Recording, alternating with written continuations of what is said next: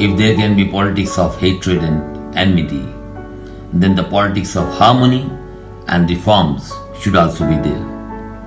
If there can be politics of keeping the people poor, then the politics of economic freedom also should be there. In such a situation, conducting a programs of political reforms is very important in our country. But such work can only be done by selfless people. One who has to do politics not for power, but to reform such laws due to which people living at the bottom of the society can be brought into the mainstream. Shri Vishwatma Bharat Gandhi, the contemporary policy reformer and the policy director of Voters Party International, is one such person.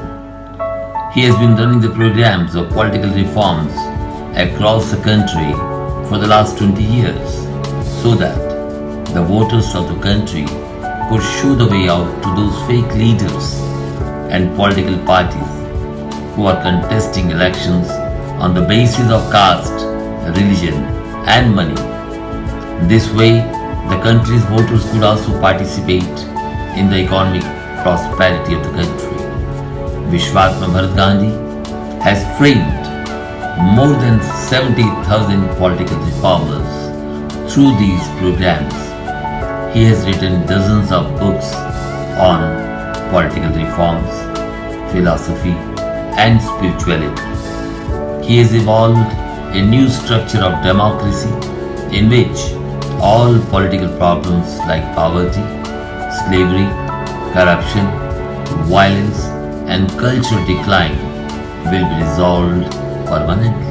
Shri Vishwatma Bharat Gandhi is working to provide economic justice to all the laborers and people of poverty line.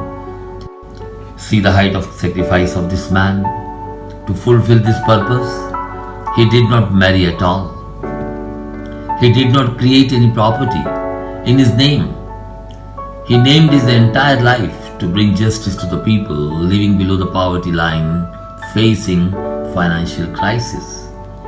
In 2005, Shri Vishwatma Bharat Gandhi presented the proposal of the votership in the parliament to give voters a share in the country's income. After nearly 2.5 years of tireless efforts of Shri Vishwatma, around 400 MPs supported the proposal, out of which 137 members of parliament wrote a letter to the Speaker of Lok Sabha to debate that proposal. The day of debate was due on 6 May 2008, but the parliament was adjourned a day before. After this, it was sent to the 11-member committee of experts, that is Deepak Goyal committee, to examine the feasibility and practical aspects of the votership proposal. This committee approved the proposal on 2nd December 2011 after taking the opinion of constitutional expert Mr. Subhash Kashyap and noted economist Mr. Bharat Jhunjhunwala. Vishwatma told, those who run the democracy get a share in that money.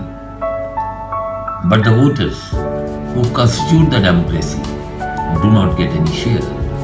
That is why voters do not have the power of political donations, but due to the faulty polity imported from abroad, the current democracy is running purely on the power of political donations. That is why Voters Party International introduced the system of refundable donation receipt, that is RDR, to give the power of political donations to the common citizens of the country. Under this system, the party is working to give share in the democracy to the people who were the victims of faulty polity and held hostage due to huge political donations of billions of rupees by the people who were filthy rich. The party provided the people with a specimen of RDR as part of its survey to empower their political gesture in order to set up their own party against the big parties. IDR is a system of political donations that makes it possible for a person to get donated money returned back with interest through a finance bill passed by the Parliament of India. The people liked this idea of participation in democracy.